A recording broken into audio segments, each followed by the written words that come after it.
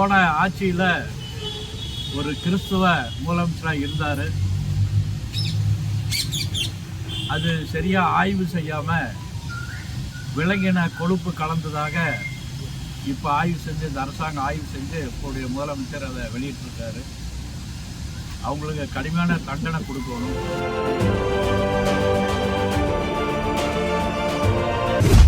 ஆனால் ராகுல் காந்தி நம்ம நாட்டை பற்றி வெளிநாடுகளில் சொல்கிறது அது ரொம்ப வேதனைக்குரியது.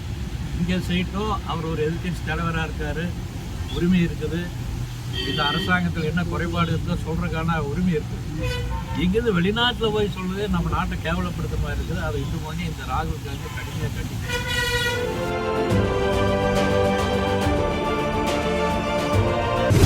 இந்து கோவில்களில் பிரசாதத்தில் மாட்டுக் கொழுப்பு கலந்திருப்பதாக கூறப்படும் குற்றச்சாட்டுகளை கண்டித்து இந்து முன்னணி சார்பில் மாநிலம் முழுவதும் போராட்டம் நடைபெறவுள்ளது. இந்த போராட்டம் வரும் 28ஆம் தேதி ஆஞ்சநேயர் கோவில்கள் முன்பு தேங்காய் உடைத்து வேண்டுகோள் வைக்கும் வடிவில் நடைபெறும் என்று இந்து முன்னணி மாநில தலைவர் சுப்பிரமணியம் தெரிவித்தார். தாராபுரம் ஆஞ்சநேயர் கோவிலில் சுவாமி தரிசனம் செய்த பிறகு பேசிய அவர், உலக பிரசித்தி பெற்ற ஏழுமலையான் திருப்பதியினுடைய புனித தன்மையை கெடுப்பதற்காக சதி செய்தவர்களை கண்டிக்க வேண்டி வருகின்ற 28ஆம் தேதி சனிக்கிழமை தமிழ்நாடு முழுவதும் ஆஞ்சநேயர் கோயிலில் வழிபாடு செஞ்சு அவர்களுக்கு உரிய தண்டனை வழங்க வேண்டும் என்று ஆஞ்சநேயத்தில் முறையிடுவதற்காக இந்து மணி முடிவு செஞ்சிருக்கின்றது.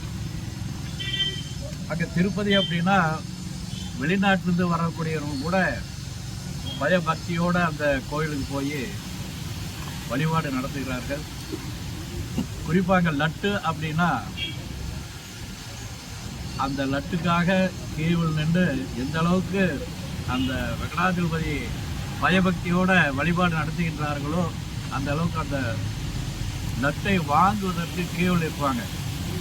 அந்த லட்டு வாங்கி கொண்டு வந்து வீட்டில் பூஜை ரூமில் வச்சு பயபக்தியோட தன்னுடைய உறவினர்கள் நண்பர்களுக்கு கொடுக்கக்கூடிய அளவுக்கு அது பிரசித்தி பெற்றது.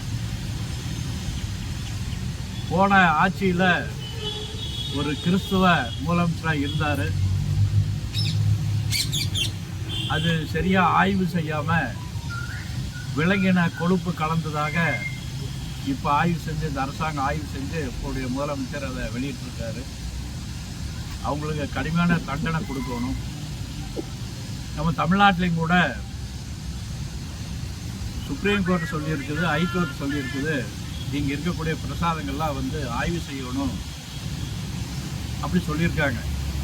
பழனியும் கூட, பழனினா எப்படி திருப்பதிக்கு லட்டோ, பழனினா பஞ்சாமிர்தம், அதுலேயும் கூட சரியாக கலப்படம் இருக்குதுன்னு அங்கே இருக்கவங்கெல்லாம், அங்கே இருக்க பெரியவர்கள், சில மடாதிபதிகள்லாம் தகவல் சொல்லிட்டு இருக்காங்க. அதையெல்லாம் ஆய்வு செய்யணும் அப்படின்னு நாம் இதை கேட்கிறோம்.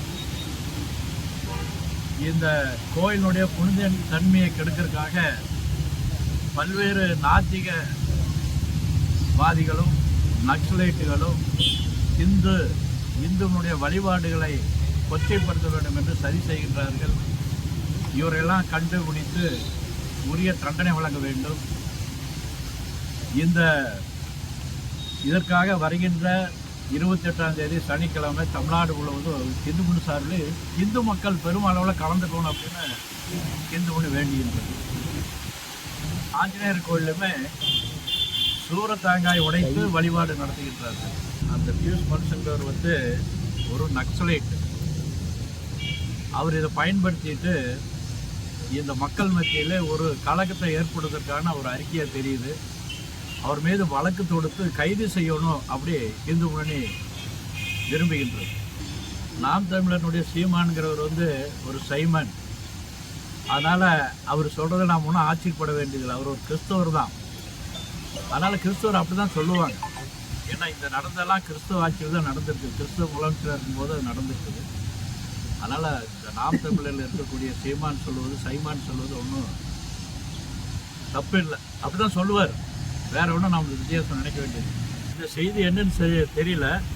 ஆனால் ராகுல் காந்தி நம்ம நாட்டை பற்றி வெளிநாடுகளில் சொல்கிறது அது ரொம்ப வேதனைக்குரியது. இங்கே செய்யட்டும், அவர் ஒரு எதிர்க்கட்சி தலைவராக இருக்கார், உரிமை இருக்குது. இந்த அரசாங்கத்தில் என்ன குறைபாடு இருக்கோ சொல்கிறதுக்கான உரிமை இருக்குது. இங்கேருந்து வெளிநாட்டில் போய் சொல்றதே நம்ம நாட்டை கேவலப்படுத்த மாதிரி இருக்குது. அதை இது பண்ணி இந்த ராகுல் காந்தி கடுமையாக கண்டிப்பாக